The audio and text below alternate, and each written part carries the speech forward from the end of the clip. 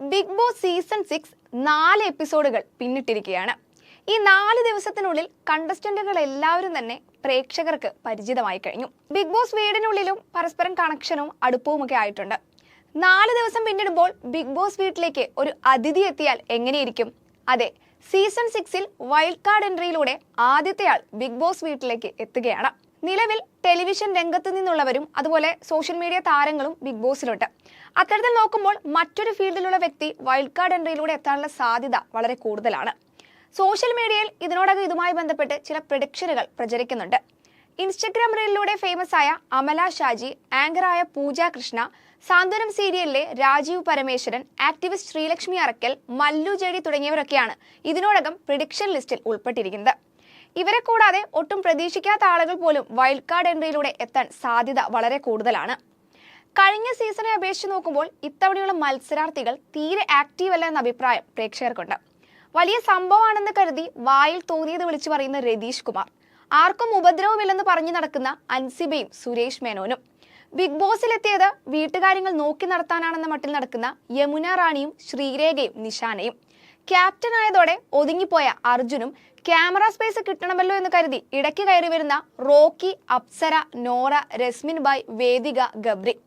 തമ്മിൽ ഭേദം ജാസ്മിൻ ജാഫർ മാത്രമാണ്. ഇവർ മാത്രമാണ് ആദ്യ ദിവസം മുതൽ ആക്റ്റീവായി നിൽക്കുന്ന ഒരേയൊരു കണ്ടസ്റ്റന്റ്. പറയേണ്ടിടത്ത് തന്റെ നിലപാട് തുറന്നു പറയുകയും അതുപോലെ തെറ്റ് ചൂണ്ടിക്കാട്ടുകയും ചെയ്യുന്ന ഒരേയൊരാൾ. കൂട്ടത്തിലെ ലവ് ട്രാക്കും കൂടി ആയപ്പോൾ ജാസ്മിന് വലിയ പ്രേക്ഷക പിന്തുണയാണ് ഇതിനോടകം ലഭിക്കുന്നത്. കണ്ടന്റ് ഉണ്ടാക്കുന്നതിനായും സ്ക്രീൻ സ്പേസിനായും ബഹളം വെക്കലും ഉറക്കെ സംസാരിക്കലും മാത്രമാണെന്ന് കരുതുന്ന മത്സരാർത്ഥികളാണ് ഇത്തവണ ഭൂരിഭാഗം ഉള്ളത്.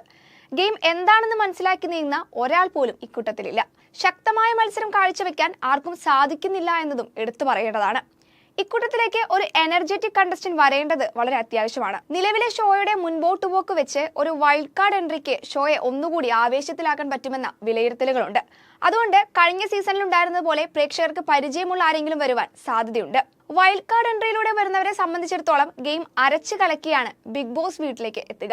ഇങ്ങനെ വരുന്നവർക്ക് കൃത്യമായ ധാരണയും പ്ലാനിങ്ങും ഉണ്ടാകാറുണ്ട്. 4-ാം സീസണിൽ റിയാസിന്റെ വൈൽഡ് കാർഡ് എൻട്രി പ്രേക്ഷകരെ സംബന്ധിച്ച് ഒരു സർപ്രൈസ് ആയിരുന്നു.